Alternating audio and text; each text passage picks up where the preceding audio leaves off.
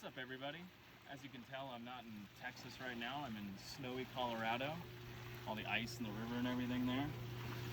So I'm not in my normal recording spot, obviously, to record episode 60 today. So doing it a little bit different. Instead of the man in the cage, it's going to be a little bit of a man in the hot tub situation, as I'm going to do a little quick roundup, as I wanted to drop episode 60, talking about reacting to some of what we saw this past weekend, UFC Vegas 15, as well as Mike Tyson taking on Roy Jones Jr., the two old guys going at it.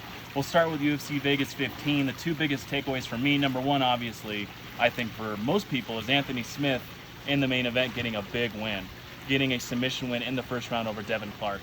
This is big because, as I talked about on the preview show last week, actually, Anthony Smith really needed a win. He couldn't afford to lose in that spot. You know, back in 2019, he beat Alexander Gustafsson. Since then, it was kind of bare bones for him, losing fights, not any really big, defining wins. This is somewhat of a defining win for him in a main event spot, on short notice too, by the way, again. I mean, Curtis Blades, Derek Lewis were supposed to be in that, of course. They say, hey, Anthony Smith, Devin Clark, you want to fight 5 rounds? They end up doing it. Anthony Smith gets a big win.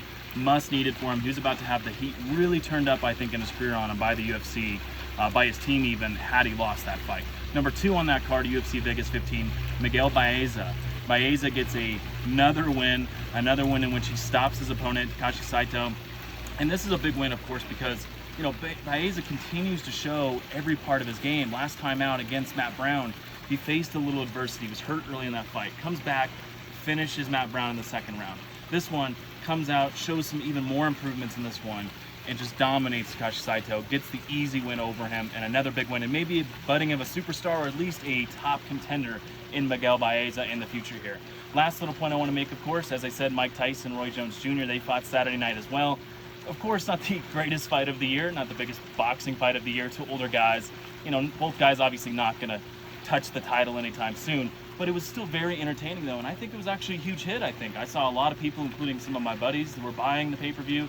A lot of people tuned in, I believe. So I think we could see some things like this in the future, even maybe in a Evander Holyfield-Mike Tyson fight, possibly. I saw Holyfield post some stuff on social media saying that he might be ready to fight, so maybe a Tyson-Holyfield match, that would be really cool to see. So even though it wasn't a great fight, even though I think some people will make fun of it, I still think it was a big hit. I still think they should do it again. Quick side note on that card as well, Jake Paul, he knocks out Nate Robinson. Jake Paul showing a lot of improvements for a YouTube star as a boxing, in the boxing ring, that is. Good fight for him, and maybe we see him now face a Ben Askren even, or a Dylan Dennis. I know he's even joked around about facing Conor McGregor. He's not going to face Conor McGregor. But maybe Dylan Dennis, Ben Askren would also be a big fight you could put on a Mike Tyson, Evander Holyfield card. That's it for episode 60 today. I'll be back later this week, episode 61, to talk about UFC Vegas 16, as well as Errol Spence Jr. taking on Danny Garcia for the welterweight, couple welterweight belts later this week on Saturday. Going to preview that later this week. As always, though, you can go for more content for the podcast at maninthecagemmma.show right now. An about page that I just put up there, of course, this last couple weeks. Episodes page, latest episodes, merch. You want to get anything in the store, t-shirts, anything like that. Support the show, pledging to become it. You can even leave a message for the show if you want to have your voice on the actual Man in the Cage podcast, an episode in the future. Everything you can get for the podcast, go there, maninthecagemmma.show, and I'll talk to you later this week.